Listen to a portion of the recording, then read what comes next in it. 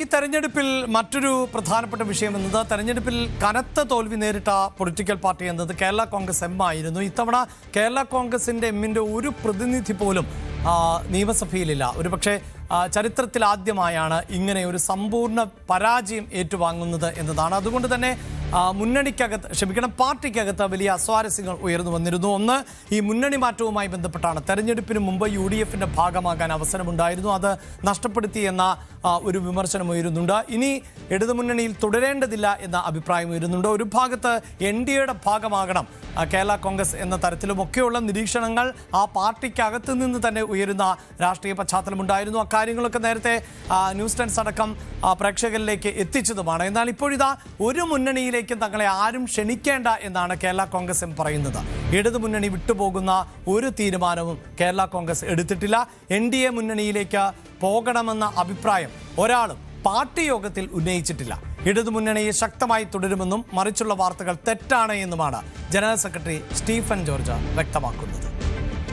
ഒരാളും പറഞ്ഞില്ല, അങ്ങനൊരു ചർച്ചയെ സ്റ്റിയറിംഗ് കമ്മിറ്റി ഉണ്ടായില്ല. സ്റ്റിയറിംഗ് കമ്മിറ്റി വിലയിരുത്ത കാര്യങ്ങൾ മുന്നോട്ട് LDF നിന്നുകൊണ്ട് എങ്ങനെ മുന്നോട്ട് പോകണം, എന്തെല്ലാം കാര്യങ്ങൾ ചെയ്യണം, നമ്മുടെ ജില്ലാ കമ്മിറ്റികളെല്ലാം കൂടാൻ തീരുമാനിച്ചു. താഴോട്ട് മണ്ഡലം കമ്മിറ്റി വരെ എല്ലാ കമ്മിറ്റികളും ചേരാനും ഒക്കെ തീരുമാനിച്ചു. പാർട്ടിയുടെ നേതാക്കളെ ചുമതലപ്പെടുത്തി. എല്ലാ ദിവസവും കോൺഗ്രസ് നേതാക്കളെ ഞങ്ങളെ ക്ഷണിച്ചുകൊണ്ടിരിക്കുകയായിരുന്നു.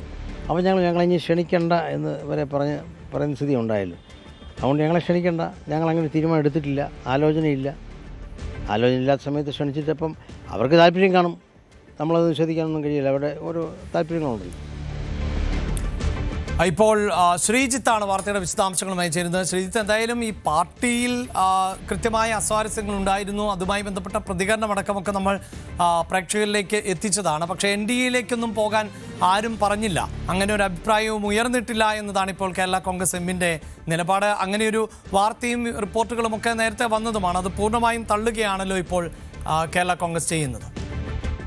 അഭിലാഷ, രണ്ട് കാര്യങ്ങളാണ് വിശദീകരണം ഉള്ളത്. ഒന്ന്, NDA എന്നുള്ളത് ചർച്ചകളുടെ ഭാഗമായി വന്നതാണ്. പക്ഷേ സ്വാഭാവികമായും പ്രതീക്ഷിച്ചിരുന്നത് ഒരുപക്ഷെ കേരള കോൺഗ്രസും വൈകാതെ UDFിലേക്ക് തിരികെ കയറാൻ ശ്രമിക്കും എന്നുള്ളതാണ്.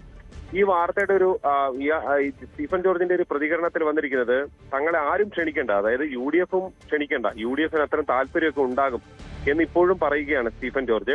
പക്ഷെ അങ്ങനെ ഉണ്ടെങ്കിൽ ഞങ്ങൾക്ക് അങ്ങനെ ഒരു താല്പര്യമില്ല, ഞങ്ങളുടെ ആലോചനയിൽ പോലുമില്ല, ചർച്ചയോ തീരുമാനമോ എന്നല്ല, ഞങ്ങളുടെ ആലോചനയിൽ പോലും അതില്ല എന്നുകൂടി അവർ പറയുകയാണ്. അതായത് ഒരു കാര്യം ഉറപ്പാണ്, കേരള കോൺഗ്രസ് എമ്മിന് ഈ ഒരു ഘട്ടത്തിൽ UDFിലേക്ക് പോയാലും പ്രത്യേകിച്ച് കാര്യമായ നേട്ടമൊന്നും ഈ ഘട്ടത്തിൽ ലഭിക്കില്ല. പക്ഷേ കുറച്ച് കാലം എടുത്ത് പതുക്കെ അടുത്ത സർക്കാരിന് മുന്നോടിയായി പോകാനുള്ള നീക്കങ്ങൾ ഉണ്ടാകുമെന്ന് തന്നെയാണ് പ്രതീക്ഷിക്കപ്പെടുന്നത്. അത് UDF ആകുമോ NDA ആകുമോ എന്നുള്ളത് തീർച്ചയായും കാത്തിരുന്ന് തന്നെ കാണേണ്ടതാണ്.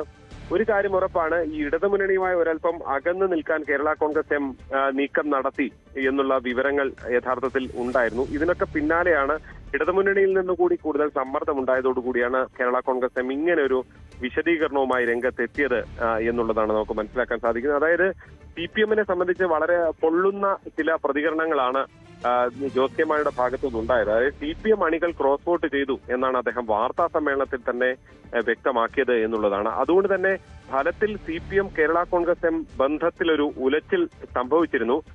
ഇതിന് പിന്നാലെയാണ് തുടർ വാർത്തകളും ഉണ്ടായത്. പക്ഷേ ആ വാർത്തകളെല്ലാം തൽക്കാലം നിഷേധിക്കുകയാണ്. അതിന്റെ പ്രധാന കാരണം രാഷ്ട്രീയ സാഹചര്യം, കാലാവസ്ഥ ഇപ്പോൾ ഇങ്ങനെയാണ് എന്നുള്ളത് മാത്രം ആയി വേണം മനസ്സിലാക്കാൻ. അഭിലാഷ്, ഈ സൂചിപ്പിക്കുന്ന പോലെ തോൽവിക്ക് ശേഷം നിരവധിയായ ചർച്ചകൾ കേരള കോൺഗ്രസിന് എമ്മിനകത്ത് നിന്ന് ഉരുത്തിരിയുന്ന പശ്ചാത്തലത്തിൽ ആണ് ചിലരെങ്കിലും വിമതസ്വരവുമായി രംഗത്ത് പരസ്യമായി തന്നെ എത്തുകയും ചെയ്യുന്ന പശ്ചാത്തലത്തിൽ കൂടിയാണ് ഇങ്ങനെയൊരു പ്രതികരണം. കൂടുതൽ വാർത്തകൾക്ക് News 18 Keralam YouTube channel subscribe ചെയ്യുക.